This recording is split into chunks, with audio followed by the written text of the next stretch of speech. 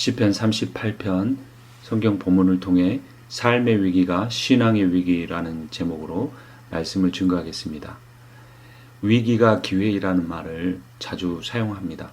그러나 그 말은 사람이 원하고 노력했던 일이 잘 되지 않을 때 더 최선을 다하면 더 좋은 결과가 올 수 있다는 면입니다. 그러니까 결국 인간이 추구하던 방향성에서 어려움을 겪지만 더 잘 된다는 것이죠. 근데 오늘 설교의 제목인 삶의 위기가 신앙의 기회라는 것은 내가 추구하는 방향성 자체를 바꾸어 버리는 그러한 의미를 갖습니다. 그러니까 내가 내 삶을 더 잘 살고 내가 원하는 방향대로 살아가고 부유하고 성공적으로 살아가려고 했던 그 삶에 위기가 올 때 그 삶을 다시 회복시키고 그 삶을 더 낫게 만들어 갈 수 있게 되는 것이 아니라 그것을 내려놓고 이 신앙의 기회로 삼는다는 것입니다.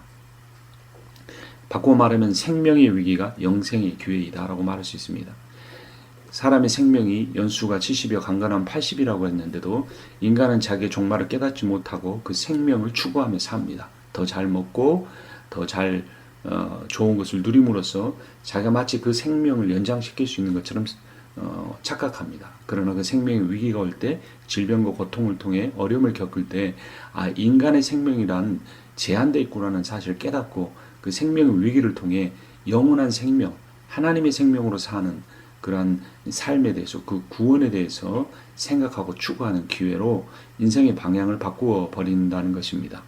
바꾸어 말하면 또 육체의 위기가 영혼의 기회라는 겁니다. 몸이 아프고 질병을 통해서 위기를 겪을 때 투병 생활을 해서 다시 건강한 몸으로 되는 것이 아니라 육신은 결국 병들어 죽는구나는 사실을 깨닫고 이 영혼의 문제에 대해서 중심을 두고 살아가는 그런 삶으로 만들어 간다는 것입니다.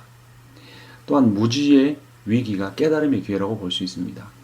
사람들이 학벌이 있으면 소위 말하는 좋은 학교를 나오면 자기가 대단한 것처럼 여기는데 어떤 어려운 문제에 부딪혔을 때 해결할 수 없게 되고 자신이 정말 무지하다라는 사실을 깨닫게 되는 것이죠. 그 무지의 위기가 진정한 깨달음, 눈에 보이지 않지만 살아계신 하나님, 온 우주를 통치하고 계시는 그 하나님을 존재와 그분의 능력과 지혜를 깨닫는 기회가 될 수 있다는 겁니다. 오늘 시편의 관점에서 보면 고통의 위기가 치료의 기회가 됩니다. 질병으로 인하여 고통스러운 이 시편 38편의 저자 다윗의 그 고통의 위기가 그로 하여금 모든 고통을 허락하시기도 하시고 가져가기도 하시고 온전한 몸을 회복시켜 주시는 그 하나님의 치유를 여호와 라파를 만날 수 있는 경험하는 그 기회로 만들 수 있다는 것입니다. 그래서 결국 잃음의 위기가 얻음의 기회가 되는 것이죠. 헛된 것을 잃고 진정한 것을 얻게 되는 것이 고난이고 고통입니다. 우리의 삶에 그러므로 삶의 위기가 신앙의 위기가 됩니다. 시편 38편을 탄원시라고 합니다. 고통에 대해 탄원하는 내용인데 이러한 내용을 통해서 하나님에 대해서 시편 기자는 깨달아갑니다. 어거스틴이 젊었을 때 타락한 삶에 대해서 참여하면서 이 시편 38편을 자주 묵상하고 인용했다고 합니다. 1절부터 3절까지 보면 여호와여 주의 노하심으로 나를 책망하지 마시고 주의 분노하심으로 나를 징계하지 마소서. 주의 화살이 나를 찌르고 주의 손이 나를 심히 누르시나이다. 주의 진노로 말미암아 내 살에 성한 곳이 없사오며 나의 죄로 말미암아 내 뼈에 평안함이 없나이다 라고 고백합니다. 인생의 어떤 어려움을 겪을 때 그것이 어디로부터 왔는가를 우리는 생각하게 됩니다. 그런데 시편 기자는 자신에게 닥친 위기를 하나님이 하신 일로 고백합니다.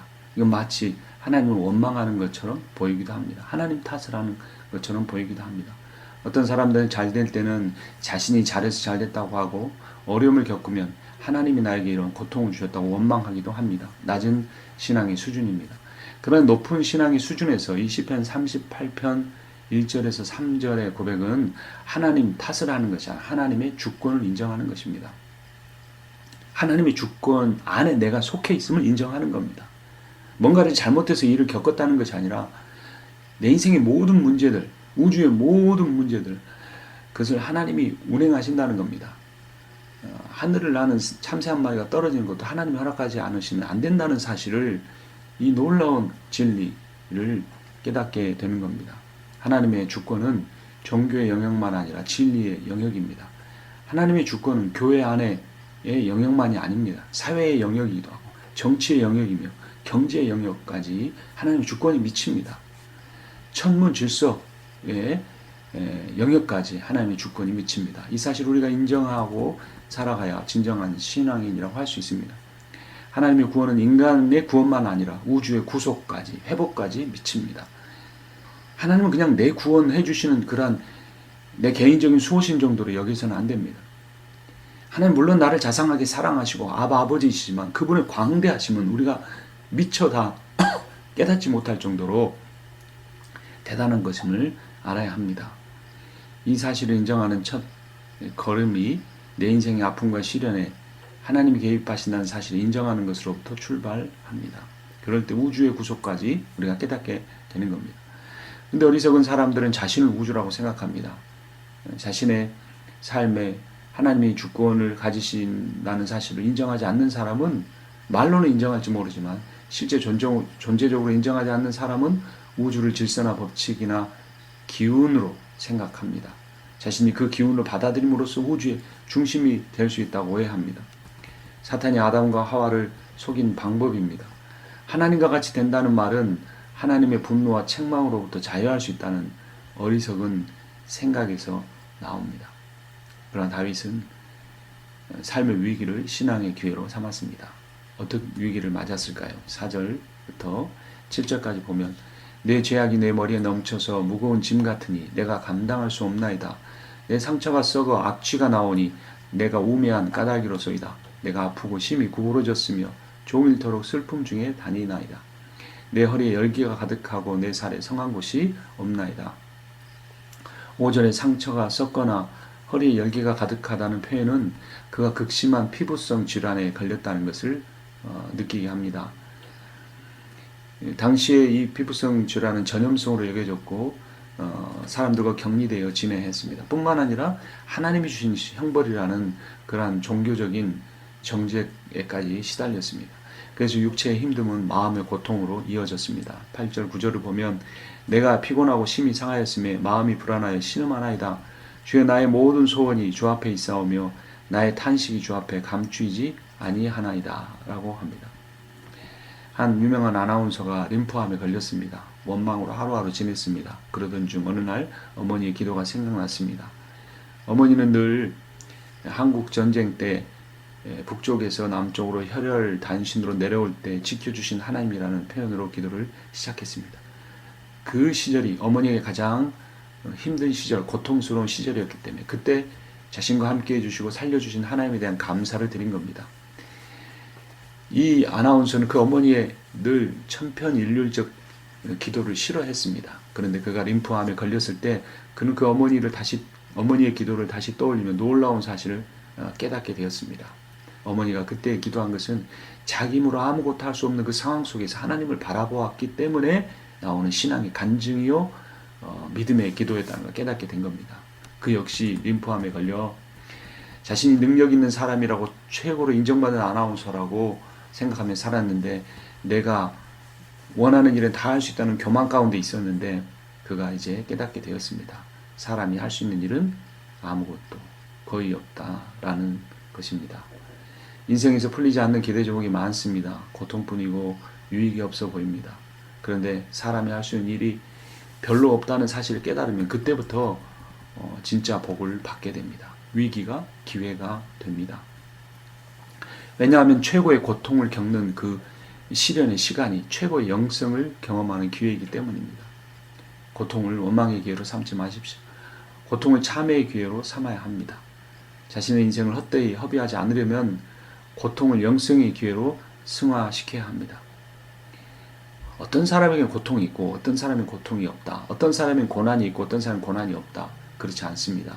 고통은 있고 없고의 문제가 아니라 느끼고 못 느끼고의 차이입니다. 예를 들어 암 말기 환자에게는 치료약이 아니라 마약과 같은 몰핀, 진통제를 줍니다. 그는 고통을 잘 못 느낍니다. 그러나 그가 고통을 못 느낀다고 암세포가 사라지는 것은 아닙니다. 고통 대신 쾌락을 느낀다고 죽음이 떠나가는 것이 아니라는 것입니다. 오히려 고통을 느낄 수 있어야 치료도 받을 수 있는 것입니다.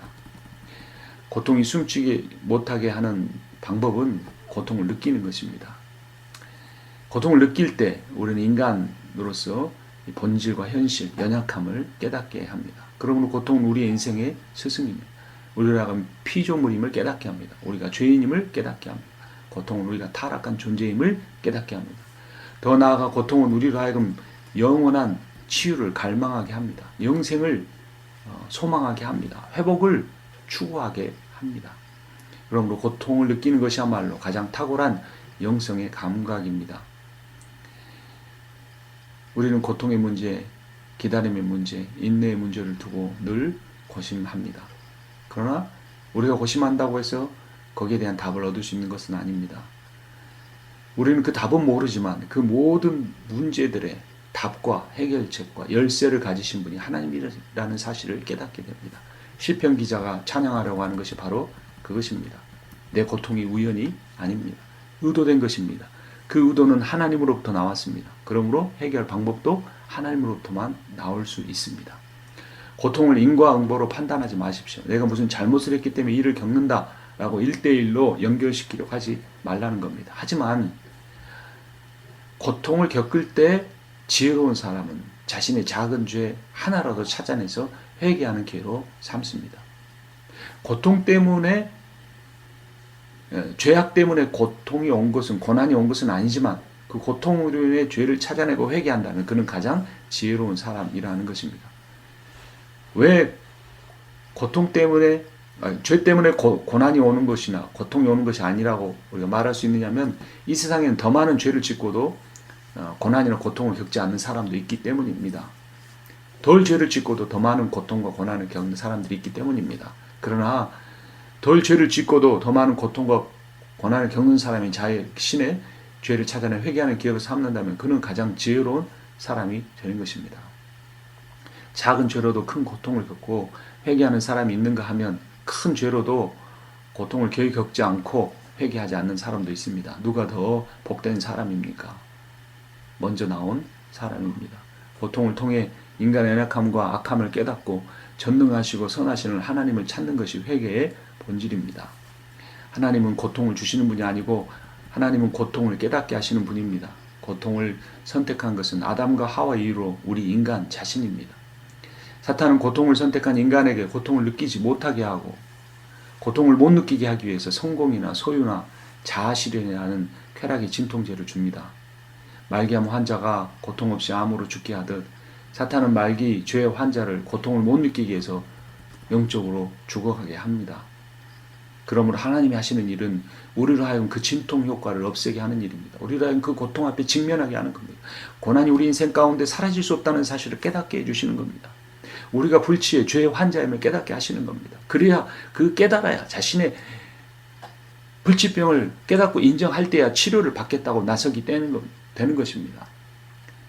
진통제에 의존해 얼마 남지 않는 생을 허비하지 않게 하는 것입니다. 고통은 치료의 과정으로 인도자이며 치료 과정에서 수반되는 치료의 증상이므로 우리는 그것을 피하려고 하지 않아야 합니다.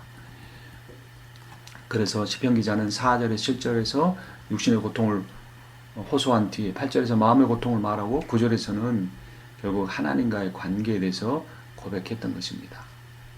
모든 것이 마음의 문제이고 하나님과의 관계에서 비롯됩니다. 호세아 6장 1절을 세 번역으로 보면 이제 주님께로 돌아가자. 주님께서 우리를 찢으셨으나 다시 싸매어 주시고 우리에게 상처를 내셨으나 다시 아물게 하신다. 이틀 뒤에 우리를 다시 살려주시고 사흘 만에 우리를 다시 이렇게 세우실 것이니 우리가 주님 앞에 살 것이다. 우리가 주님을 알자. 애써 주님을 알자. 새벽마다 여명이 오듯이 주님께서도 그처럼 어김없이 오시고 해마다 쏟아지는 가을비처럼 오시고 땅을 적시는 봄비처럼 오신다라고 고백을 합니다. 우리의 인생에서 어떤 길을 가야 할지 우리는 잘 깨달아야 합니다. 우리의 인생에서 겪는 고통으로 말미암아 우리가 하나님이 살아계심을 깨닫고 하나님의 의도가 어디에 있는지를 깨닫고 그 길을 갈 수 있어야 합니다. 당시 사람들은 피부병을 하나님이 주신 천형으로 여겼습니다. 그래서 그 병에 걸린 사람 육신과 마음의 고통보다 사람들의 정죄로 인하여 더 큰 고통을 겪었습니다. 12절부터 보면 내 심장이 뛰고 내 기력이 쇠하여 내 눈의 빛도 나를 떠났나이다. 내가 사랑하는 자와 내 친구들이 내 상처를 멀리하고 내 친척들로 멀리 섰나이다. 이런 일을 겪었던 대표적인 사람이 욥이었습니다. 욥은 재산을 잃은 것이나 몸이 아픈 것보다 친구 아내의 비난에 더 고통스러워했습니다. 그의 아내는 욥에게 하나님을 욕하고 죽으라고 했습니다. 욥의 친구들은 죄 없이 이런 고난을 당한 사람 없다. 하루빨리 네 죄를 기억해내라 라고 했습니다. 사람을 의지하지 말아야 합니다. 사람을 의지하는 것이 신앙의 가장 큰 어리석음입니다. 하나님을 바라봐야 합니다. 시편 기자는 욥과 같은 심정으로 13절 14절을 고백합니다. 나는 못 듣는 자같이 듣지 아니하고 말 못하는 자같이 입을 열지 아니하오니 나는 듣지 못하는 자 같아서 내 입에는 반박할 말이 없나이다. 욥도 시편 기자도 침묵했습니다. 억울하면 사람에게 입을 닫고 하나님께 귀를 열어야 합니다. 가장 큰 복이 무엇입니까? 가짜 믿음을 가진 사람은 소유, 성공, 자아 실현에 두지만 가장 큰 복을 참 믿음을 가진 사람은 하나님만이 생명이라고 여기고 하나님을 향하여 귀를 여는 사람입니다. 15절을 보면 여호와여 내가 주를 바라사오니 내 주 하나님이 내게 응답하시리이다. 내가 말하기를 두렵건대 그들이 나 때문에 기뻐하며 내가 실족할 때 나를 향하여 스스로 교만할까 하였나이다. 내가 넘어지게 되었고 나의 근심이 항상 내 앞에 있사오니 내 죄악을 아뢰고 내 죄를 슬퍼함이니이다. 라고 고백합니다. 누가 믿음이 좋은 사람입니까? 방언을 하는 사람이 아닙니다. 기도를 오래 하는 사람이 아닙니다. 성경 지식을 많이 가지고 있는 사람이 아닙니다. 마음의 중심으로 하나님을 바라보는 사람입니다. 평소에는 그리하지 못했지만 고난과 고통으로 인하여 사람이 떠나고 몸이 아프고 마음이 괴로울 때 온전히 하나님만 바라보는 사람입니다. 믿음 없는 사람은 외모를 자랑하고 지식을 자랑하고 신앙을 자랑하지만 믿음 있는 사람은 무지를 자랑하고 연약함을 자랑합니다. 오로지 하나님의 지혜와 능력만을 찬양합니다. 21, 22절을 보면 여호와의 나를 버리지 마소서 나의 하나님이여 나를 멀리하지 마소서 속히 나를 도우소서 주 나의 구원이시여. 하나님이 우리의 구원이고 우리의 생명이시고 우리의 사랑이십니다. 육체의 고통 가운데 있습니까? 그로 인하여 마음이 아프십니까? 그로 인하여 사람들이 떠나가고 있습니까? 두려워하지 마십시오. 인생의 삶의 위기가 신앙의 기회입니다. 이 기회에 하나님을 온전히 붙들므로 인하여 내가 하나님의 복음의 터 위에 예수 그리스도의 십자가의 복음의 터 위에 세워질 때 내가 가진 소유나 내가 이 땅에서 이룬 업적 때문이 아니고 그와 무관하게 하나님의 신실하심 때문에 내가 보배롭고 존귀한 자이며 내가 하나님의 거룩한 소유임을 깨닫게 되실 것입니다. 그 사실을 깨닫고 남은 인생과 앞으로 펼쳐질 영원한 생명을 누리시는 하나님이 주시는 지혜와 능력으로 감당하시는 여러분과 제가 되기를 주님의 이름으로 축원합니다. 아멘.